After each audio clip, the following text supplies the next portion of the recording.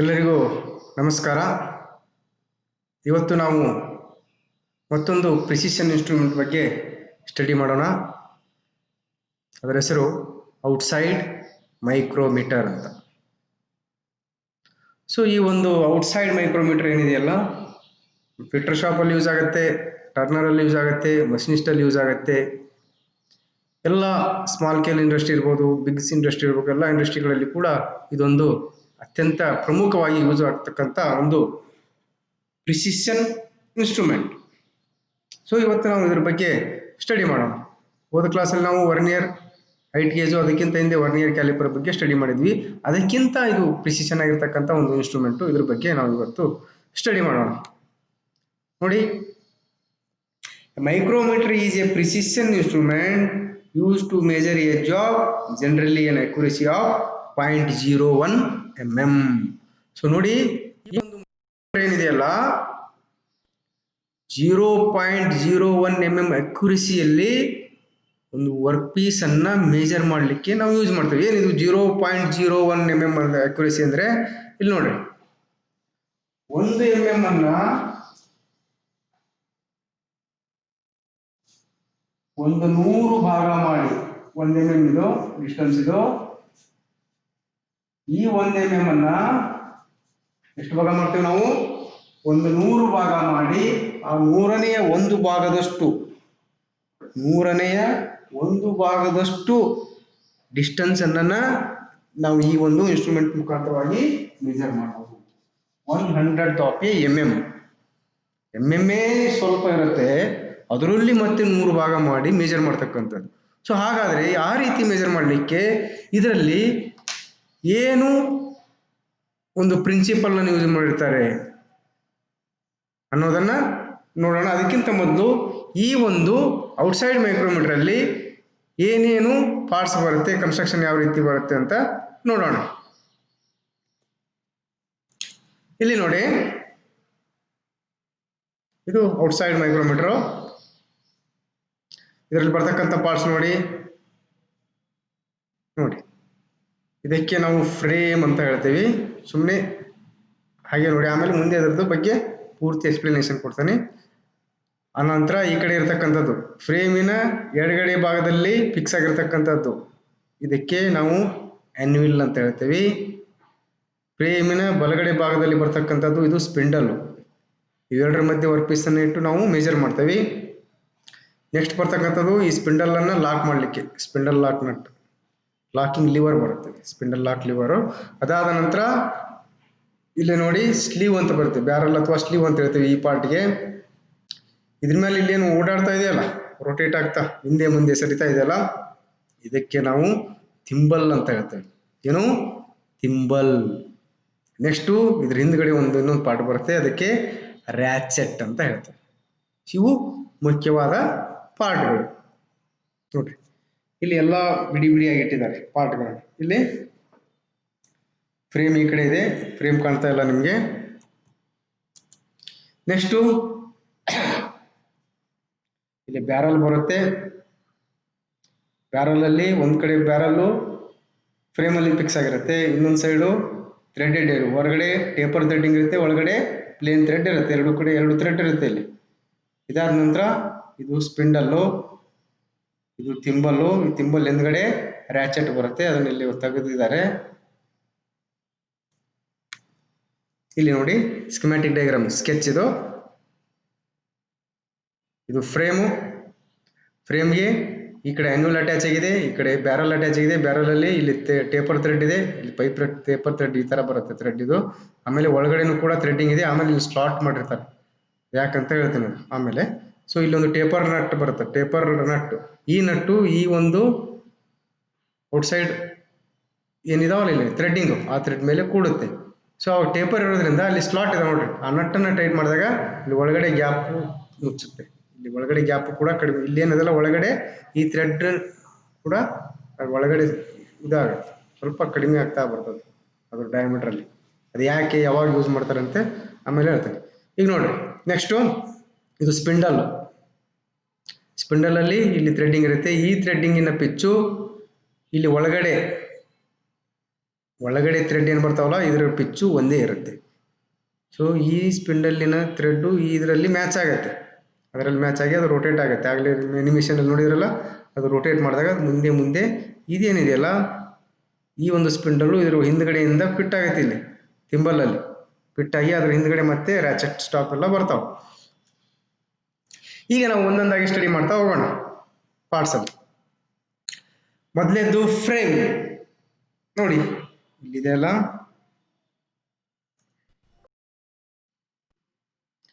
ಇದು ಫ್ರೇಮ್ ಅಂತ ಹೇಳ್ತೇವೆ. A frame is made up of drop forged steel or malleable cast iron. Cast iron ಅಥವಾ drop forged steel ಇಂದ ಮಾಡಿರ್ತಾರೆ ಇದನ್ನ. All other parts of the micrometer are attached to this.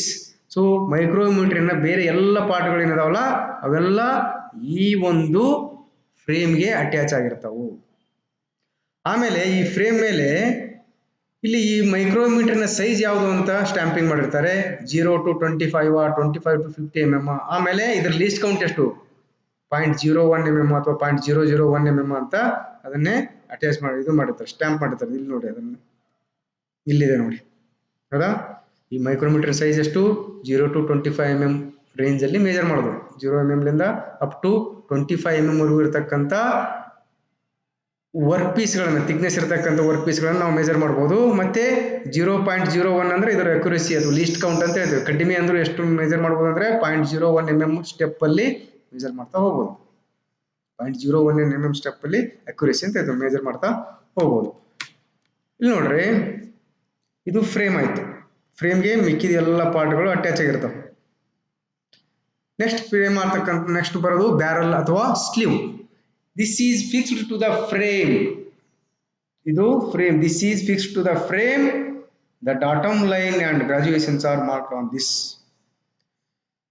ಇದು ಫ್ರೇಮ್ಗೆ ಒಂದ್ ಎಂಡಲ್ಲಿ ಇಲ್ಲಿ ಫಿಕ್ಸ್ ಆಗಿರುತ್ತೆ. ಇದರ ಮೇಲ್ಗಡೆ ಡಾಟಮ್ ಲೈನ್ ಇರುತ್ತೆ. ಇದು ಡಾಟಮ್ ಲೈನ್ ಅಂತ ಹೇಳ್ತೇವೆ. ಈ ಡಾಟಮ್ ಲೈನು ಮತ್ತೆ ಇದು ಅದಾ ಇಲ್ಲಿ 0 ಇರುತ್ತೆ ಮತ್ತು ಹಿಂಗೆ ಈ ಗ್ರಾಜುಯೇಷನ್ಸು ಫಿಕ್ಸ್ ಆಗಿರುತ್ತೆ. ಬಾಟಮ್ ಲೈನು ಮತ್ತು ಗ್ರಾಜುಯೇಷನ್ಸ್ ಇಲ್ಲಿ ಮೇಲೆ ಮತ್ತು ಕೆಳಗೆ ಕೂಡ ಇರ್ತಾವೆ. ಮೇಲಿನ 1 mm ಇರುತ್ತೆ, ಕೆಳಗಿನ 1 mm. ಬಟ್ ಇದರಲ್ಲಿ ಡಿಫ್ರೆನ್ಸ್ ಮಾಡಿಬಿಟ್ಟು ಇವೆರಡರ ಮಧ್ಯೆ 0.5 ಬರೋ ರೀತಿಯಲ್ಲಿ ಮಾಡಿ ಅದನ್ನು ಮುಂದೆ ಹೇಳ್ತೇನೆ ನನಗೆ. ಸೊ ಇದೇನಂದ್ರೆ ಬ್ಯಾರಲ್ ಅಲ್ಲಿ ಗ್ರಾಜುಯೇಷನ್ಸ್ ಇರುತ್ತೆ,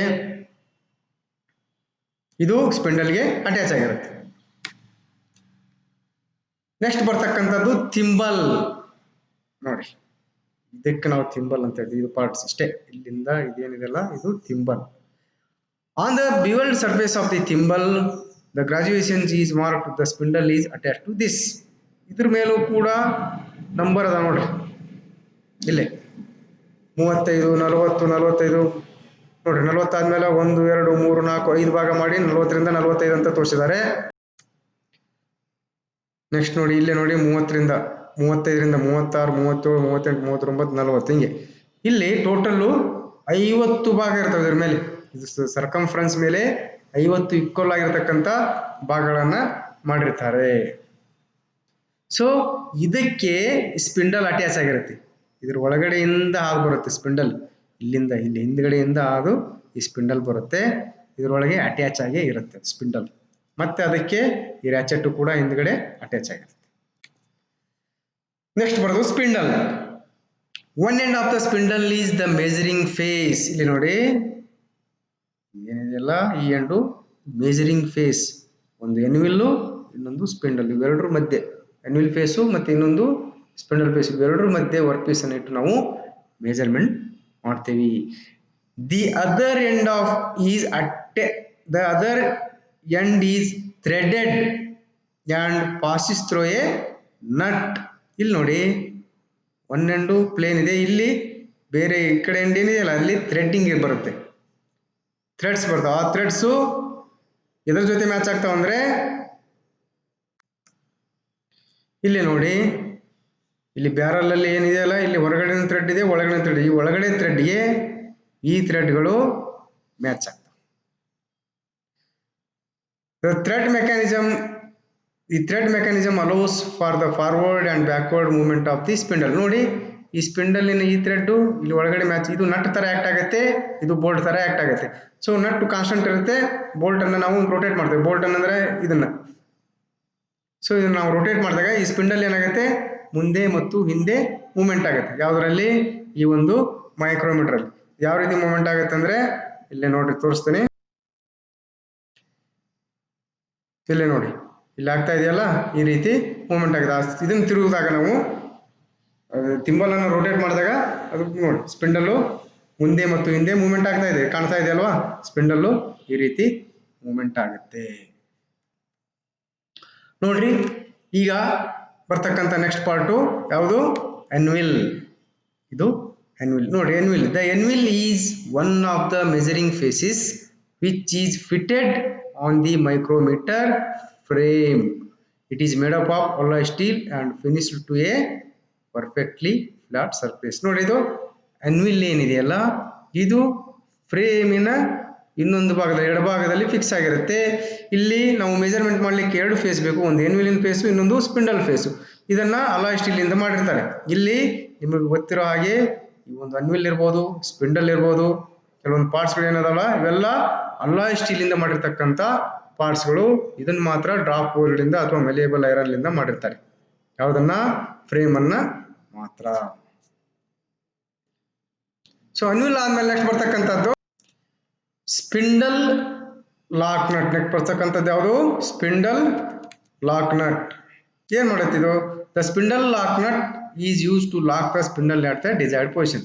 ಸೊ ಇಲ್ಲಿ ನಾವೇನ್ ಮಾಡ್ತೀವಿ, ಸ್ಪಿಂಡಲ್ ಅನ್ನ ರೋಟೇಟ್ ಮಾಡ್ತೀವಿ. ರೋಟೇಟ್ ಮಾಡಿ ಈ ಕಡೆ ಎನ್ವಿಲ್ ಇರುತ್ತೆ, ಈ ಕಡೆ ಸ್ಪಿಂಡಲ್ ಇರುತ್ತೆ. ಎರಡು ತುದಿ ಬಂದ್ಬಿಟ್ಟು ಏನ್ ಮಾಡ್ತಾವೆ? ವರ್ಕ್ ಪೀಸ್ನ ಫೇಸ್ ಅನ್ನ ಟಚ್ ಮಾಡ್ತಾವೆ. ಟಚ್ ಆದ ನಂತರ ಇಲ್ಲಿ ನಾವು ಅದು ಡಿಸ್ಟರ್ಬ್ ಆಗಬಾರ್ದಲ್ಲ ಆಮೇಲೆ. ಸೊ ಅದಕ್ಕೆ ಏನ್ ಮಾಡ್ಬಿಡ್ತೇವೆ ನಾವು? ಆ ಟಚ್ ಮಾಡಿ ಕರೆಕ್ಟಾಗಿ ಆ ನಂತರ ಇದನ್ನ ಸ್ಪಿಂಡಲ್ ಅನ್ನ ಲಾಕ್ ಮಾಡ್ಬಿಡ್ತೀವಿ. ಇದನ್ನ ಈ ತರ ರೊಟೇಟ್ ಮಾಡಿ, ಇಲ್ಲೇನಿದೆಯಲ್ಲ ಈ ಪಾರ್ಟನ್ನು, ಇದನ್ನ ಲಾಕ್ ಮಾಡಿದ್ರೆ ಲಾಕ್ ಆಗುತ್ತೆ, ಈ ತರ ಮಾಡಿದ್ರೆ ಅನ್ಲಾಕ್ ಆಗುತ್ತೆ. ಸೊ ಅವಾಗ ಲಾಕ್ ಮಾಡಿ ಆಮೇಲೆ ರೀಡಿಂಗ್ ಅನ್ನ ನೋಡ್ತೀವಿ. ಇದನ್ನ ಸ್ಪಿಂಡಲ್ ಲಾಕ್ ಮಾಡಿ ನೋಡ್ಬೇಕು ನಾವು ರೀಡಿಂಗ್ ಅನ್ನು, ಇಲ್ಲ ಅಂದ್ರೆ ಡಿಸ್ಟರ್ಬೆನ್ಸ್ ಆಗುತ್ತೆ. ತೆಗೆಯುವಾಗ ವರ್ಕ್ ಪೀಸ್ ಅನ್ನ ಆ ಸ್ಪಿಂಡಲ್ ಮತ್ತೆ ಎನ್ವಿಲ್ ಮಧ್ಯದಿಂದ ಹೊರಗೆ ತೆಗೆಯುವಾಗ ಇದು ಸ್ವಲ್ಪ ರೊಟೇಷನ್ ಆಗುತ್ತೆ. ಅದನ್ನ ತಪ್ಪಿಸ್ಲಿಕ್ಕೆ ನಾವು ಸ್ಪಿಂಡಲ್ ಲಾಕ್ ಮಾಡಲೇಬೇಕು.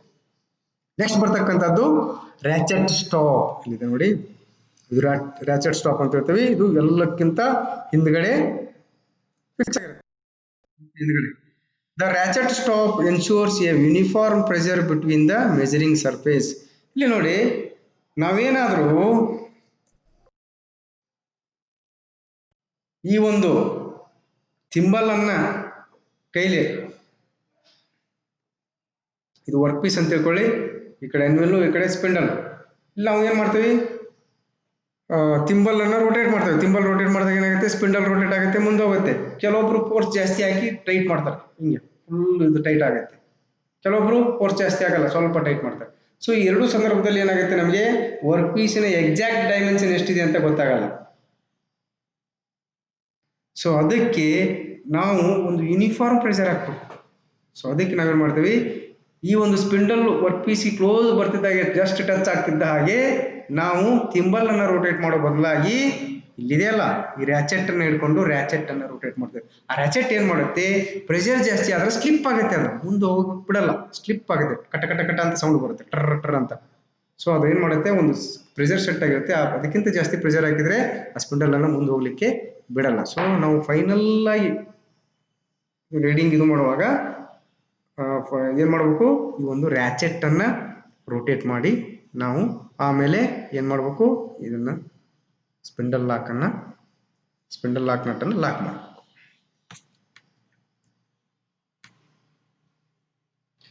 ಸೊ ಈಗ ಇಲ್ಲಿವರೆಗೂ ನೀವು ಇದರಲ್ಲಿ ಯಾವುದರಲ್ಲಿ ಮೈಕ್ರೋಮೀಟರ್ ಬರ್ತಕ್ಕಂಥ ಪಾರ್ಟ್ಸ್ಗಳು ಯಾವ ಅಂತಕ್ಕಂಥ ನೋಡಿದ್ರಿ. ಇನ್ನೊಮ್ಮೆ ಗ್ಲಾನ್ಸ್ ಆಗಿ ನೋಡಿದಾಗ ಇಲ್ಲೇ ಇದೆ ನೋಡಿ, ಇದು ಫ್ರೇಮು, ಇದು ಎನ್ವಿಲ್ಲು, ಇದು ಬ್ಯಾರಲ್ಲು, ಇದು ಲಾಕ್ ನಟ್ಟು, ಸ್ಪಿಂಡಲ್ ಲಾಕ್ ಮಾಡ್ತಕ್ಕಂಥ ನಟ್ಟು, ಆಮೇಲೆ ಇದು ಸ್ಪಿಂಡಲ್ಲು, ಇದು ಥಿಂಬಲ್ಲು, ಹಿಂದ್ಗಡೆ ಬರೋದು ರ್ಯಾಚೆಟ್.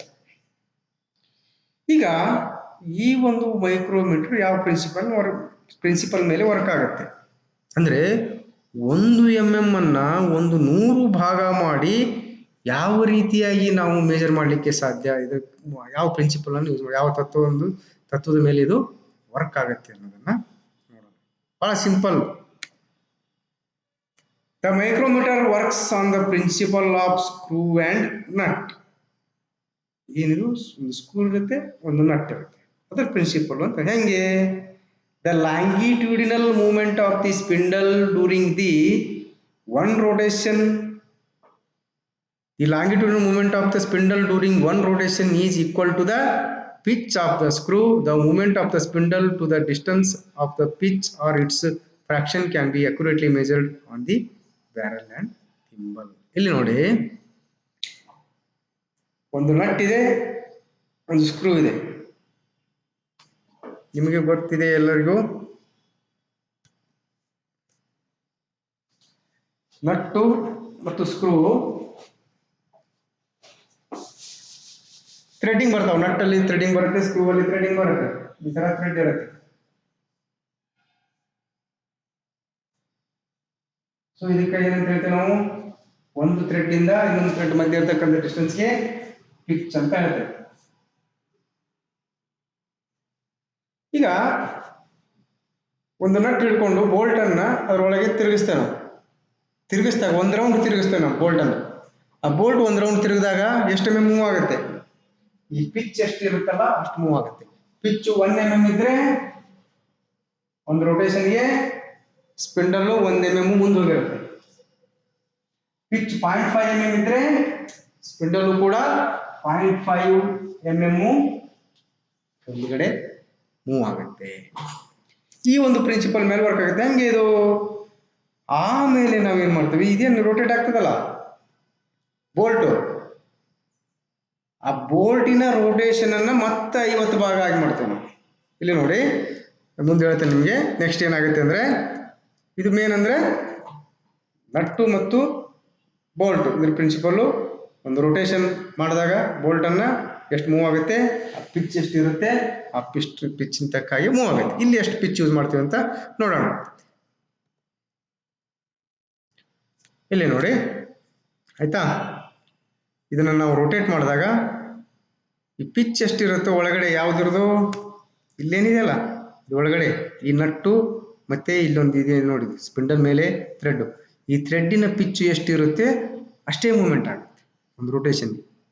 ಅಷ್ಟೇ 1 mm ಇದ್ರೆ 1 mm, 0.5 mm ಇದ್ರೆ 0.5, ಒಂದು ಫುಲ್ ರೊಟೇಷನ್, ಒಂದು ಫುಲ್ 360 ಡಿಗ್ರಿ ರೊಟೇಷನ್. ಈಗ ಈ ಮೈಕ್ರೋಮೀಟರ್ ಅಲ್ಲಿ ಗ್ರಾಜುಯೇಷನ್ಸ್ ಯಾವ ರೀತಿ ಇರುತ್ತೆ ಮತ್ತೆ ಇದರಲ್ಲಿ ಎಷ್ಟು ಕೌಂಟ್ ಯಾವ ರೀತಿ ಇದೀವಿ ಅಂತ, ಇದು ವರ್ಕಿಂಗ್ ಪ್ರಿನ್ಸಿಪಲ್. ನಟ್ಟು ಬೋಲ್ಟ್ ಒಂದು ರೊಟೇಷನ್ಗೆ ಇದರಲ್ಲಿ 0.5 mm ಇರುತ್ತೆ ಮೈಕ್ರೋಮೀಟರ್ ಅಲ್ಲಿ. ಕನ್ಫ್ಯೂಸ್ ಆಗಬೇಡ್ರಿ, ಜಸ್ಟ್ ಪಿಚ್ ಎಷ್ಟಿರುತ್ತೆ ಅಂದ್ರೆ ಈ ಪಿಚ್ಚು ಮೈಕ್ರೋಮೀಟರ್ ಅಲ್ಲಿ 0.5 mm ಇರುತ್ತೆ.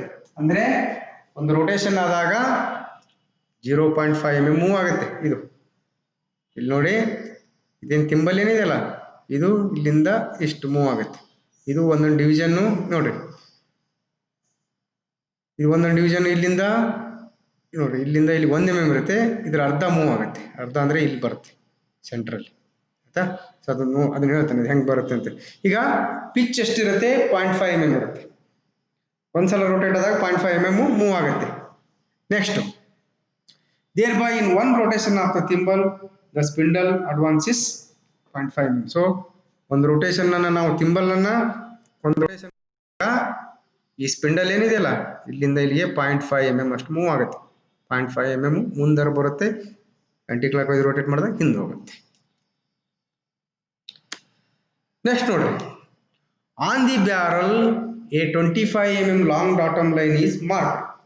ಈ ಬ್ಯಾರಲ್ ಏನಿದೆಯಲ್ಲ ಇಲ್ಲಿ ಇದು ಡಾಟಮ್ ಲೈನ್ ಅಂತೀವಿ. ಇದು ಎಷ್ಟಿರುತ್ತೆ ಅಂದ್ರೆ ಇಲ್ಲಿಂದ 25 mm ಡಾಟಮ್ ಲೈನ್ ಇರುತ್ತೆ. ಇಲ್ಲಿಂದ ಸ್ಟಾರ್ಟ್ ಆಗಿ ಇಲ್ಲಿ ಮುಂದೆ ಒಳಗಡೆ ಇದೆ, ಇದು 25 mm ಇರುತ್ತೆ. This line is further graduated into millimeters and half millimeters. So ಇದೇನಿದೆಯಲ್ಲ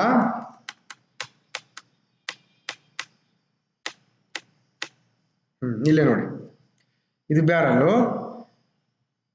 ಈ ಬ್ಯಾರಲ್ಲು ಇಲ್ಲಿಂದ ಇಲ್ಲಿವರೆಗೆ ಇದು ಡಾಟಮ್ ಲೈನ್ ಅಂತ ಹೇಳ್ತೀವಿ. ಇದು 25 mm ವರೆಗೂ ಗ್ರಾಜುಯೇಷನ್ ಆಗಿರ್ತದೆ. ಎಷ್ಟು 25 mm ಇರುತ್ತೆ. ಇಲ್ಲಿ ಈ ಫರ್ದರ್ 1 mm ಮತ್ತು 1/2 mm ಇರುತ್ತೆ. ಹೆಂಗ್ 1 mm 1/2 mm ಇರುತ್ತೆ ಅಂದ್ರೆ ಇಲ್ಲಿ ನೋಡಿ, ಇಲ್ಲಿಂದ ಇಲ್ಲಿ 1 mm ಇರುತ್ತೆ, 5, 10, 15, 20 ಈ ತರ 25 mm ಆಯ್ತು. ಇಲ್ಲಿ ಕೆಳಗಡೆ ನೋಡಿ ಸ್ವಲ್ಪ ಸೂಕ್ಷ್ಮವಾಗಿ ಗಮನ ಮಾಡಿ, 0 ಬಿಟ್ಟು ಒಂದು 0 ಮತ್ತು 1 ಇವೇನಿದಾವಲ್ಲ ಈ ಡಿವಿಷನಿನ ಮಧ್ಯದಿಂದ ಒಂದು ಲೈನ್ ಸ್ಟಾರ್ಟ್ ಮಾಡಿದ್ದಾರೆ. ಅಂದರೆ ಇದು 1 mm ಇದ್ರೆ ಇದರ ಅರ್ಧ ಇರುತ್ತೆ, ಅಂದರೆ 0.5 mm. ಇಲ್ಲಿಂದ ಇದ್ರ ಮಧ್ಯ 0.5. ಸೊ ಇವು ಕೂಡ 1 mm ಇದ್ರೂ ಕೂಡ ಇಲ್ಲಿ ಮೇಲಿಂದ ನೋಡಿದಾಗ ಈ ಡಿಸ್ಟೆನ್ಸಿನ ಅರ್ಧಕ್ಕೆ ಕಾಣಿಸ್ತಾವೆ ಇಲ್ಲಿ. ಅಂದರೆ 0.5 ಇದು 1 mm ಮತ್ತು 0.5 ಆ ರೀತಿಯಾಗಿ ಗ್ರಾಜುಯೇಷನ್ ಇರುತ್ತೆ. ಇಲ್ಲಿ ನೋಡಿ, ಇದು 0, ಇದು 0.5 mm, ಇದು 1 mm, ಇದು ನೆಕ್ಸ್ಟ್ ಇದು 1.5 mm, ಇದು 2 mm ಬರುತ್ತೆ. ನೆಕ್ಸ್ಟ್ ಇಲ್ಲಿ 2.5, 3, 3.5, 4, 4.5, 5 ಆ ಥರ. ಇದು ನೆನಪಿರ್ಬೇಕು. ಕೆಳಗಿಂದು 0.5 mm ಅನ್ನು ಸೂಚನೆ ಮಾಡುತ್ತೆ, ಮೇಲಿಂದು 1 mm ಅನ್ನು ಸೂಚನೆ ಮಾಡುತ್ತೆ.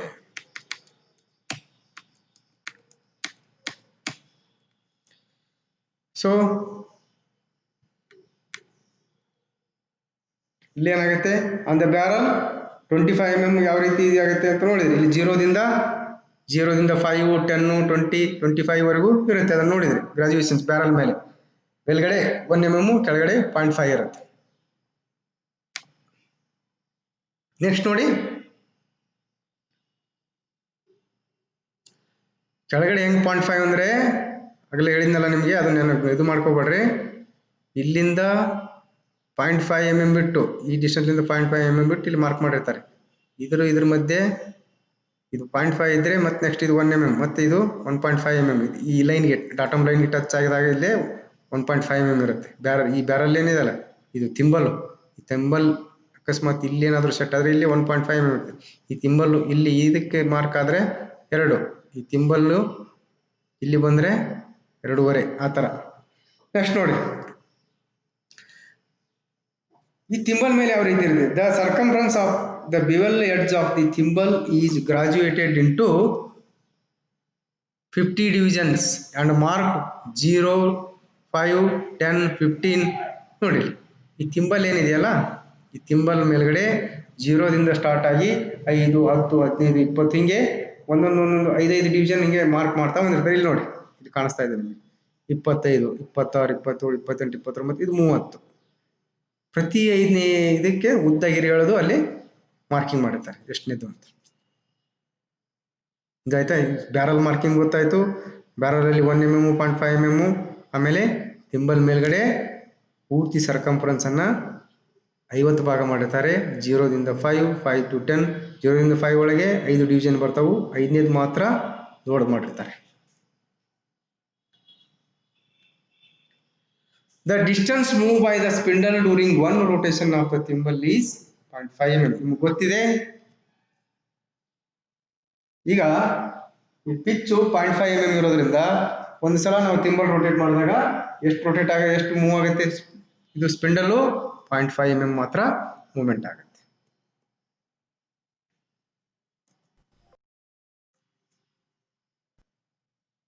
The movement of one division of the thimble is equal to 0.5 into 1/50 to 0.0. ನೋಡಿ, ಇಲ್ಲಿ ನೋಡಿ, ಡಾಟಮ್ ಇರುತ್ತೆ. ಇಲ್ಲಿ 1, 2, 3, 4, 5, 1, 2, 3, 4, 5 ಇದು ಬ್ಯಾರಲ್ ಮೇಲೆ. ಆಮೇಲೆ ಕೆಳಗಡೆ 0.5 ಇಲ್ಲಿ.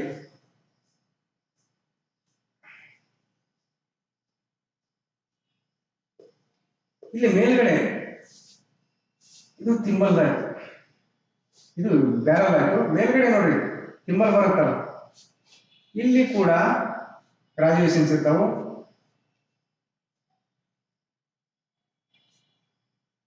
0, 5, 45 ನೋಡಿ. ಇದು ಒಂದು ರೊಟೇಷನ್ ಆದಾಗ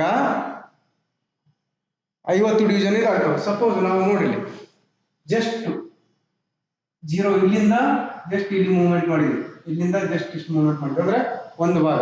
ಈಗ ನಾವೇನ್ ಮಾಡ್ತಾ ಇದೀವಿ ಅಂದ್ರೆ 0.5 mm ಏನಿದೆಯಲ್ಲ ಅದನ್ನ ಎಷ್ಟು ಭಾಗ ಮಾಡ್ತಾ ಇದೀವಿ, 0.5 mm ಅನ್ನ ಈ ಸರ್ಕಂಫರೆನ್ಸ್ ಅಲ್ಲಿ 50 ಭಾಗ ಮಾಡ್ತಾ ಇದೀವಿ. ಎಷ್ಟು? 50 ಭಾಗ ಮಾಡ್ತಾ ಇದೀವಿ. 0.5 ಅನ್ನ 50 ಭಾಗ ಮಾಡ್ತೀವಿ. ಹಾಗಾದ್ರೆ ಒಂದೊಂದು ಡಿವಿಷನ್ ಎಷ್ಟು ಆಯ್ತು, 1/50 ಇಂಟು ಎಷ್ಟಿದೆ 0.5. ಪಿಚ್ ಎಷ್ಟಿದೆ 0.5 1/50 into 0.5. ಸೊ ಹಾಗಾದ್ರೆ ಅದೆಷ್ಟು ಬರುತ್ತೆ ಅಂದ್ರೆ 0.01 mm ಬರುತ್ತೆ. ಸೊ ಜಸ್ಟ್ ಒಂದೇ ಡಿವಿಷನ್ ಮೂವ್ ಆದ್ರೆ ಇಲ್ಲಿ ನೋಡಿ, ಇಲ್ಲಿ ಬನ್ನಿ ವಾಪಸ್ಸು ಮೈಕ್ರೋಮೀಟರ್ ಮೇಲೆ. ಸೊ ಈ ಡಾಟಮ್ ಲೈನ್ ಇಂದ ಇದು ಒಂದೇ ಡಿವಿಷನ್ ಇಲ್ಲಿ ಮೇಲೆ ಹೋಯ್ತು ಅಂದ್ರೆ ನಮಗೆ ಸ್ಪಿಂಡಲ್ ಎಷ್ಟು ಮೂವ್ಮೆಂಟ್ ಆಗಿರ್ತದೆ 0.01 mm ಅಂದ್ರೆ 1/50th ಆಫ್ ದಿ ಪಿಚ್. ಕರೆಕ್ಟಾ? ಯಾಕಂದ್ರೆ ಆ ಪಿಚ್ ಅನ್ನ ನಾವು 50 ಭಾಗವಾಗಿ ಡಿವೈಡ್ ಮಾಡಿದ್ವಿ ಸರ್ಕಂಫರೆನ್ಸ್ ಮೇಲೆ. ಒಂದು ಫುಲ್ ರೌಂಡ್ ಹೊಡೆದಾಗ 0.5 mm ಹೋಗುತ್ತೆ. ಸೊ ಇದು ಲೀಸ್ಟ್ ಕೌಂಟ್. ಇಷ್ಟೊಂದು ಕಡಿಮೆ ಪ್ರಮಾಣದ ಒಂದು ಮೆಜರ್ಮೆಂಟ್ ಅನ್ನು ನಾವು ಮಾಡ್ಬೋದಾ? ಗ್ರಾಜುಯಲಿ ಅಂದ್ರೆ ಇಷ್ಟೊಂದು ಕಡಿಮೆ 25 mm, ಇದು ಎಷ್ಟು 0 to 25 ಇದೆ. 10 mm 10.01 10.02 10.001 01 10.02 10.03 10.04 ಈ ತರ ನಾವು ಒಂದು 0.01 mm ಅನ್ನು ಹೆಚ್ಚಿಗೆ ಮಾಡ್ತಾ ಅಷ್ಟು ಲೀಸ್ಟ್ ಆಗಿ ನಾವು ಮೆಜರ್ಮೆಂಟ್ ಮಾಡ್ಬೋದು. 0.1 mm ಕೂಡ ನಾವು ಮೆಜರ್ ಅಂದ್ರೆ 1 mm ನ 1/3 ಭಾಗವನ್ನು ಕೂಡ ನಾವು ಇಲ್ಲಿ ಅಷ್ಟು ಅಕ್ಯುರೇಟ್ ಆಗಿ ಮೆಜರ್ ಮಾಡ್ಬೋದು. ಈ 10 ರಿಂದ 11 mm ಬರೋದ್ರಾಗ ನಾವು ಆ 10 ರಿಂದ 10.5 mm 10 ನಿಂದ 10.5 ಬರೋದ್ರಾಗ ಅದನ್ನ ನಾವು 50 ಸಲ ರೀಡ್ ಮಾಡ್ಬೋದು. 10.01 02 03 04 ಅಂತ 50 ಸಲ ಡಿಸ್ಟೆನ್ಸ್ ಅನ್ನ ಸೆಟ್ ಮಾಡ್ಬೋದು. ಅಷ್ಟೊಂದು ಲಿಸ್ಟ್ ಕೌಂಟ್ ಬರುತ್ತೆ. ಇಲ್ಲಿ ನೋಡ್ರಿ, ಮೈಕ್ರೋಮೀಟರ್ ಅಲ್ಲಿ ಬೇರೆ ಬೇರೆ ರೇಂಜ್ ಬರ್ತಾವು. 0 to 25 ಮೇಲಿಂದು, ಅದ್ರ ಕೆಳಗಡೆ 25 to 50. ಇಲ್ಲಿ ಏನಂದ್ರೆ ಮಿನಿಮಮ್ ಡಿಸ್ಟೆನ್ಸು, ಮಿನಿಮಮ್ ಮೆಜರಿಂಗ್ ಇದು ಎಷ್ಟು ಬರ್ತದೆ 25 ಬರ್ತದೆ, ಮ್ಯಾಕ್ಸಿಮಮ್ಮು 50 mm ಬರ್ತದೆ. ಇದರಲ್ಲಿ ಮಿನಿಮಮ್ 0, ಮ್ಯಾಕ್ಸಿಮಮ್ಮು 25 ಬರುತ್ತೆ. Outside micrometers are available in ranges of 0 to 25, 25 to 50, 50 to 75, 75 to 100, 100 to 125, 125 to 150. ಬೇರೆ ಬೇರೆ ಸೈಜ್ ಬರುತ್ತೆ. For all ranges of the micrometer, the graduation marked on the barrel are only 25. ಎಷ್ಟೇ range ಇರಲಿ, ಆದರೆ ಈ barrel ಮೇಲೆ 25 mm ಮಾತ್ರ ಇರುತ್ತೆ ಗ್ರಾಜುಯೇಷನ್ಸ್, ಅದಕ್ಕಿಂತ ಜಾಸ್ತಿ ಇರಲ್ಲ. ಆಮೇಲೆ ಈ ಸ್ಪಿಂಡಲ್ ಮೂವ್ಮೆಂಟ್ ಕೂಡ ಜಸ್ಟ್ 25 mm ಇರುತ್ತೆ. ಈಗ 25 to 50 mm ಮೈಕ್ರೋಮೀಟರ್ ಇದೆ ಅಂತ ಕೊಡ್ರಿ, ಅಲ್ಲಿ ಏನಿದೆ 25 mm ಪ್ಲಸ್ ಮೊದಲೇ ಗ್ಯಾಪ್ ಇರುತ್ತೆ. ಇಲ್ಲಿ ನೋಡ್ರಿ 25 mm ಮೊದಲೇ ಗ್ಯಾಪ್ ಇರುತ್ತೆ. ಇದು ತಿಂಬಲ್ ಬಂದ್ಬಿಟ್ಟು ಬ್ಯಾರಲ್ ಎಂಡಿಗೆ ಈ 0 ಏನ್ ಬರ್ತದಲ್ಲ, ಇಲ್ಲಿ 0 ಡಿವಿಷನ್, ಇಲ್ಲಿ 0 ಬಂದು ಮ್ಯಾಚ್ ಆಗಿದೆ ಈ ತಿಂಬಲ್ ಬಂದು. ಅಂದ್ರೆ ಇಲ್ಲಿಂದ ಬರೀ 25 mm ಮಾತ್ರ ಮೆಜರ್ ಮಾಡ್ಬೋದು. 25ರಿಂದ ಅಂದ್ರೆ ಇಲ್ಲಿ 0 ಇದ್ದಾಗ ಅದು 25 mm ಸೆಟ್ ಇರುತ್ತೆ. 0 ಇದ್ದಾಗ ಇದು ಏನಿದೆಲ್ಲ 25 mm ಸೆಟ್ ಇರುತ್ತೆ. ಆಯ್ತಾ? ಅದಕ್ಕೆ ಇದನ್ನ ಚೆಕ್ ಮಾಡ್ಲಿಕ್ಕೆ ಒಂದು ಮಾಸ್ಟರ್ ಪೀಸ್ ಕೊಟ್ಟಿರ್ತಾರೆ. 0 to 25 to 50 mm ಗೆ 25 mm ಒಂದು ಮಾಸ್ಟರ್ ಪೀಸ್ ಕೊಟ್ಟಿರ್ತಾರೆ. ಅದನ್ನ ಹಾಕಿ ಚೆಕ್ ಮಾಡ್ಬೇಕು. ಅದಕ್ಕೆ 0 ಅವಾಗ ಈ ಡಾಟಮ್ ಲೈನ್ 0, ಈ ಡಾಟಮ್ ಲೈನ್ಗೆ ತಿಂಬಲ್ ಇಂದು 0 ಎಕ್ಸಾಕ್ಟ್ ಆಗಿ ಮ್ಯಾಚ್ ಆಗಿರ್ಬೇಕು. ಅದನ್ನ ಮತ್ತೆ ಇಟ್ಟು ಚೆಕ್ ಮಾಡಿದಾಗ 50 to 75 ಗೆ 50 mm ಕೊಟ್ಟಿರ್ತಾರ ಮಾಸ್ಟರ್ ಪೀಸು. ಆಮೇಲೆ 75 to 100 ಗೆ 75 mm ಕೊಟ್ಟಿರ್ತಾರೆ. ಇನ್ನ ನಾವು ಈ ಮೈಕ್ರೋಮೀಟರ್ ಅನ್ನ ಯಾವ ರೀತಿ ರೀಡಿಂಗ್ ಮಾಡಬೇಕು? ಇದು ಲಿಸ್ಟ್ ಕೌಂಟ್ ಹೆಂಗ್ ಬರುತ್ತೆ ಅಂತ ನೋಡಿದ್ರಿ, 0.5 mm ಇದು ಪಿಚ್ ಇರುತ್ತೆ, ಅದನ್ನ 50 ಭಾಗ ಮಾಡ್ತೀವಿ. 0.5 divided by 50 ಅಂದಾಗ 0.01 mm ಅಂತ ಬರುತ್ತೆ. ಈಸಿ ಆಯ್ತು. ಸೊ ಈಗ ನೋಡ್ರಿ, ಲಿಸ್ಟ್ ಕೌಂಟ್ ಅಂದ್ರೆ ಪಿಚ್ ಇಂಟು ಮಿನಿಮಮ್ ಎಷ್ಟು number of divisions, 1 divided by number of division ಅಂತ ಥಿಂಬಲ್ ಸ್ಕೇಲ್. ಈಗ ನೋಡಿ ರೀಡಿಂಗ್ ಅನ್ನ ಯಾವ ರೀತಿ ತಗೋಬೇಕು?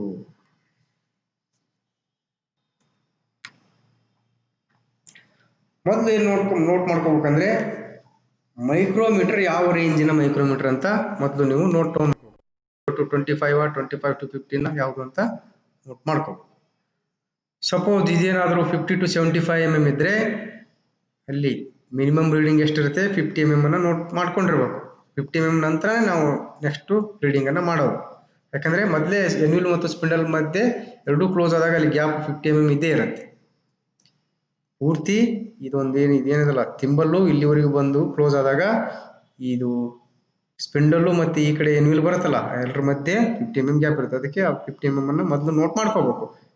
0 to 25 ಇದ್ರೆ ಏನು ಪ್ರಾಬ್ಲಮ್ ಇಲ್ಲ. 25 to 50 ಇದ್ರೆ 25 mm ಅನ್ನು ಫಸ್ಟ್ ಬರ್ಕೋಬೇಕು.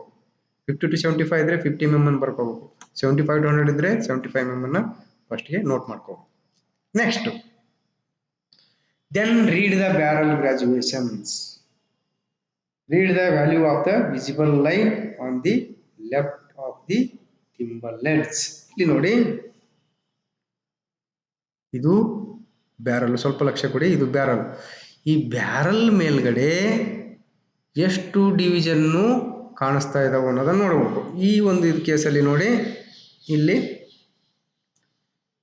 1 mm, 2, 3, 4, 5 mm ಕಾಣಿಸ್ತಾ ಇದೆ. ನೆಕ್ಸ್ಟ್ 6ನೇದು ಕಾಣಿಸ್ತಾ ಇಲ್ಲ. ಬ್ಯಾರಲ್ ಮೇಲೆ 5 ಡಿವಿಷನ್ ಕಾಣ್ತಾ. 5 ಡಿವಿಷನ್ ಅಂದರೆ 5 mm ಅದು ಕರೆಕ್ಟಾ? ಮೇಲ್ಗಡೆ ಅದು. ನೆಕ್ಸ್ಟ್ ಸೊ ಇಲ್ಲಿ 5 mm. ಆಮೇಲೆ ಇಲ್ಲಿ ನೋಡ್ರಿ, ಕೆಳಗಡೆ ಬನ್ನಿ. ಕೆಳಗಡೆ 0.5 ಏನಿದಾವಲ್ಲ, ಇಲ್ಲಿ 5 mm ಆದಮೇಲೆ ಇಲ್ಲೊಂದು 0.5 ಒಂದು ಕಾಣಿಸ್ತಾ ಇದೆ, ಹೌದಾ? ಸೊ 5 mm ಪ್ಲಸ್ 0.5 mm, ಹೌದಾ? ಇದು 5 mm. ಇಲ್ಲಿಗೆ ಆದ್ರೆ 5 mm ಹಾಕಿತ್ತು. ಇಲ್ಲಿದ್ದಿದ್ರೆ ಈ ಬ್ಯಾರಲ್ಲು ಇಲ್ಲಿಗಿದ್ದಿದ್ರೆ ಕರೆಕ್ಟಾಗಿ ಈ ಲೈನ್ ಮ್ಯಾಚ್ ಆಗಿದ್ರೆ 5 mm ಇರ್ತದೆ. ಆಮೇಲೆ ಇದು 0.5 mm ಇದೆ, ಅಲ್ಲಿ ಇಲ್ಲಿಂದ ಡಿಸ್ಟೆನ್ಸ್ ಇದನ್ನು ಡಾಟ್ ಇದೆ. ಸೊ ರೀಡಿಂಗ್ ಎಷ್ಟಾಯಿತು? ಬ್ಯಾರಲ್ ರೀಡಿಂಗು 5 mm ಮತ್ತು 1/2 mm ಒಂದು 5.5 mm ಬ್ಯಾರಲ್ ರೀಡಿಂಗ್ ಆಯಿತು. ನೆಕ್ಸ್ಟ್ ನೋಡ್ರಿ, ಬ್ಯಾರಲ್ ರೀಡಿಂಗ್ 5.5 mm ಆಯಿತು. ನೆಕ್ಸ್ಟ್ ನೋಡ್ರಿ, next read the thimble graduation. ಥಿಂಬಲ್ ಮೇಲೆ ಈ ಡಾಟಮ್ ಲೈನ್ ಏನಿದೆಯಲ್ಲ, ಇದಕ್ಕೆ ಡಾಟಮ್ ಲೈನ್ ಅಂತೀವಿ. ಈ ಜೀರೋ ಲೈನ್ಗೆ ಈ ಥಿಂಬಲ್ಲಿನ ಎಷ್ಟನೇ ಗ್ರಾಜುಯೇಷನ್ ಮ್ಯಾಚ್ ಆಗಿದೆ ಅಂತ ನೋಡ್ಕೊಳ್ಳಿ. ಇಲ್ಲಿ ನೋಡ್ತಾ ಬನ್ನಿ, ಇಲ್ಲಿ ನೋಡಿ, ಇಲ್ಲಿ 20, 21, 22, 23, 24, 25, ಇದು 26ನೇ ಡಿವಿಷನ್ನು, ಇದು 27, 28ನೇ ಡಿವಿಷನ್ ಮ್ಯಾಚ್ ಆಗಿದೆ ಈ ಡಾಟಮ್ ಲೈನ್. ಇಲ್ಲಿ ಬರ್ತಕ್ಕಂಥ ಸೊ ಇಲ್ಲಿ ಬರ್ತಕ್ಕಂಥ ಡಾಟಮ್ ಲೈನ್ಗೆ ಮ್ಯಾಚ್ ಆಗಿದೆ. ಈ ಡಾಟಮ್ ಲೈನ್ಗೆ 28ನೇ ಡಿವಿಷನ್ ಮ್ಯಾಚ್ ಆಗಿದೆ. ಒಂದು ಡಿವಿಷನ್ ಅಂದ್ರೆ ಎಷ್ಟಿರ್ತತಿ? 0.01 ಡಿವಿಷನ್ ಮೂವ್ಮೆಂಟ್ ಆದರೆ ಸ್ಪಿಂಡಲ್ ಎಷ್ಟು ಮೂವ್ಮೆಂಟ್ ಆಗಿರ್ತದೆ? 0.01 mm ಮೂವ್ಮೆಂಟ್ ಆಗಿರುತ್ತೆ ಒಂದು ಡಿವಿಷನ್ ಮೂವ್ಮೆಂಟ್ ಆದರೆ. ಇಲ್ಲಿ ನೋಡಿ, ರೀಡ್ ದ ಥಿಂಬಲ್ ಗ್ರಾಜುಯೇಷನ್ ಇಂದ ವಿತ್ ಬ್ಯಾರಲ್. ಇಲ್ಲಿ 28ನೇ ಡಿವಿಷನ್ ಮ್ಯಾಚ್ ಆಗಿದೆ. Micrometer range 0 to 25. ಹಾಗಾದ್ರೆ ಈ ರೀಡಿಂಗ್ ಎಷ್ಟು ಬರುತ್ತೆ? Total reading equal to barrel reading plus least count ಆಮೇಲೆ ಥಿಂಬಲ್ ರೀಡಿಂಗು, ಇವೆಲ್ಲ ಆಗಬೇಕು. ಬ್ಯಾರಲ್ ರೀಡಿಂಗ್ ಎಷ್ಟಿದೆ? 5.5 mm ಇದೆ. 5 ಪ್ಲಸ್ 1/2 mm ಒಂದು 5.5 mm ಇದೆ.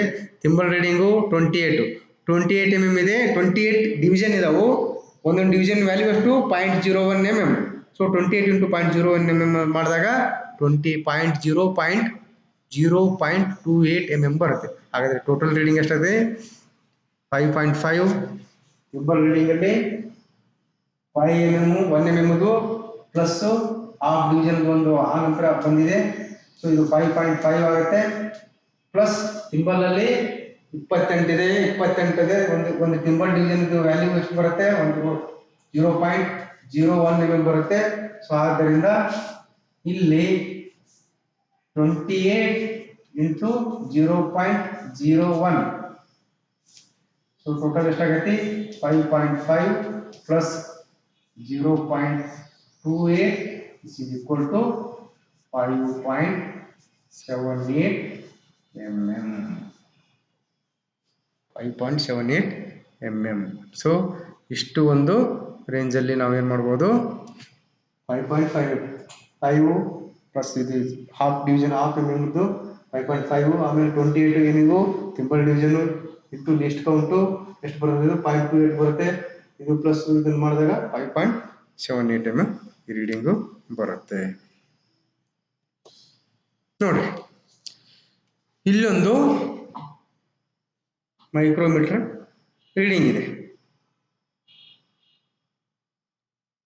ಇದು ರೀಡಿಂಗ್ ಎಷ್ಟು ಬರುತ್ತೆ ಅಂತ ಕಂಡುಹಿಡಿಬೇಕು ನೀವು. ಇದರ ವ್ಯಾಲ್ಯೂ ಎಷ್ಟು?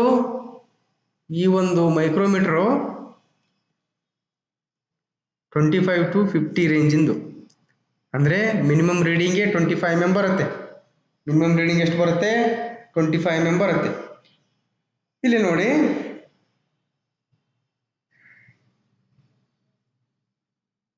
ಇದು 1 mm, ಇದು 1/2 mm ಬರುತ್ತೆ, ಹೌದಾ? ಯಾಕಂದ್ರೆ 0 ಫಸ್ಟ್ ಈ ಕಡೆ ಸ್ಟಾರ್ಟ್ ಆಗಿದೆ. 1 2 3 4 5 6 7 8 9. ಸೊ ಇಲ್ಲಿ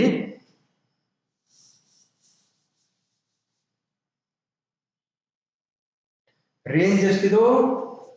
25 mm, 25 to 50 ಇರೋದ್ರಿಂದ ಮಿನಿಮಮ್ ಎಷ್ಟು ಬರುತ್ತೆ? ಸ್ಟಾರ್ಟಿಂಗ್ ಅಲ್ಲೇ 25 mm ಬರುತ್ತೆ starting range. Plus barrel reading ಎಷ್ಟಿದೆ? 9 mm ಇದೆ. ಎಷ್ಟಿದೆ? ಇದು ಮೈಕ್ರೋಮೀಟರ್ ರೇಂಜ್ ಫಸ್ಟ್ ಬರೋದು.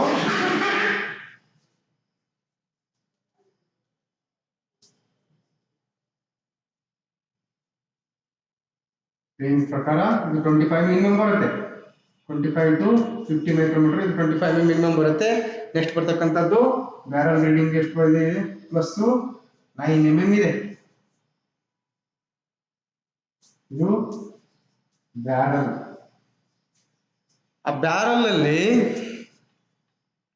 ಈ ಬ್ಯಾರಲ್ ಅಲ್ಲಿ ನೀವು ನೋಡಿದಾಗ ಇಲ್ಲಿ ನೋಡಿ, ಇನ್ನೊಮ್ಮೆ ಅಬ್ಸರ್ವ್ ಮಾಡಿ, 1 mm ನ ಡಿವಿಷನ್ ಆದ ನಂತರ ನೆಕ್ಸ್ಟ್ 1/2 mm ಇಂದ ಯಾವುದೂ ಇಲ್ಲ, ಇದೆಯಾ? ಇಲ್ಲ. ಸೊ ಅದಕ್ಕೆ 9 mm ಮಾತ್ರ, ಆನಂತರ 1/2 mm ಇಂದು ಯಾವುದೂ ಇಲ್ಲ. ನೆಕ್ಸ್ಟ್ ಥಿಂಬಲ್ ಡಿವಿಷನ್ ನೋಡಿ. ಥಿಂಬಲ್ ಎಷ್ಟನೇ ಡಿವಿಷನ್ ಮ್ಯಾಚ್ ಆಗಿದೆ? 5ನೇ ಡಿವಿಷನ್ ಮ್ಯಾಚ್ ಆಗಿದೆ. ಎಷ್ಟನೇದು? 5ನೇದು. ಸೊ ಥಿಂಬಲ್ ರೀಡಿಂಗ್ ಏನು? ಒಂದು ಡಿವಿಷನ್ ವ್ಯಾಲ್ಯೂ ಎಷ್ಟು? 0.01 mm. So plus